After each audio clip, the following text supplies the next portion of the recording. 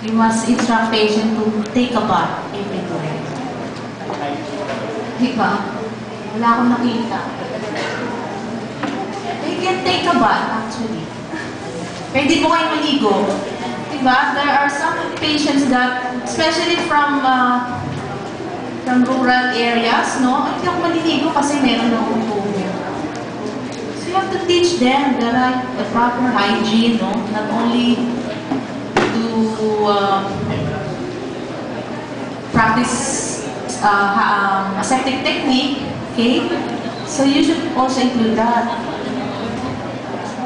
Dressing changes. What else? Most of our patients with empyema thoracis, they go home if hindi natanggal yung catheter.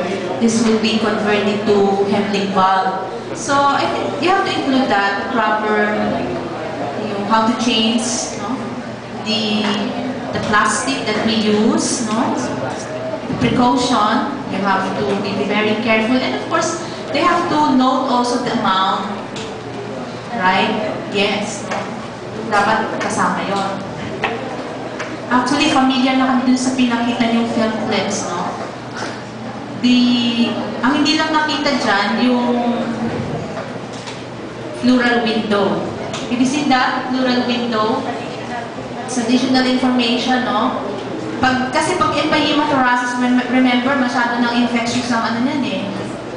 Pwede nang manaknak yung baga ng pasyente. So what we do is, we do the pleural window. So tatanggalin yung ribs mo, let's open. Makita mo yung baga niya. Yes. We have the open window. Kaya nga pleural window. Yeah. So, minsan, pagpasok ko pa lang dun sa empyema thoracis patients, parang wala naman kung paano hindi ka na makakain. Kasi, parang nahigop mo lahat yung baho. Okay? Correct. Amoy luga daw. Plus, meron pa kaming patients na hindi lang yan. Okay pa yan. Yun yung lumalabas na yung mga uod. Uod na lumalabas. Hindi lang sa window. Wala na sa window kasi natanggal na yung ano eh, yung dinakot na baga, ng parts, no? Okay, sometimes we use the vinegar to irrigate. Yun ang pinandilinis ng mga surgeon. Kasi matapang ang vinegar, di ba? Acid niya. So, para lang maalis yung amoy. Sige, wash natin ng suka. Okay? So, parang namamatay nga naman yung germs pag suka, right? If you are doing the kilawin, no? Kinilaw, no? Di ba suka yung inaano? That's it. Kasi bulok na siya eh. Okay. So, ano pa ba? CT scan is not, we don't use that kasi na-mention niya, we do CT scan just to know the amount of fluid, no? Makikita niyo sa order of the doctor is that do ultrasound guided and put marking kung saan, because this is invasive. The Rosentis is very invasive procedure. So, ang makikita niyo sa order ng doktor, chest ultrasound, please put mark, no? With markings, no? Kung left or right.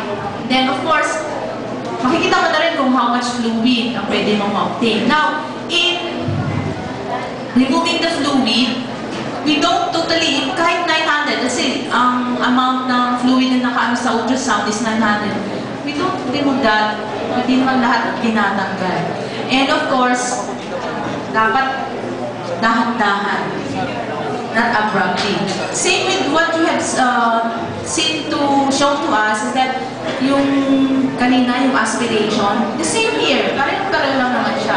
They just use the three-way stop cap. Yes, the three-way stop cap. Tsaka yung surgical procedure, the only difference here is for the butts, no? Mas magaling mga Pilipino doctors eh, no? In US, they do 4 holes. Apat. Madami akong na-assess na butts eh. But here, we only make 3 holes. Can you imagine? Yung isa, na bayad yung suctioning, siya yung isa. Yung isa naman, siya yung nagda-dissect. Then the other one is yung sa camera. Okay? But the problem with VATS, very limited lang, no? Okay? Unlike kung opening talaga, wide opening, makita mo lahat. Okay?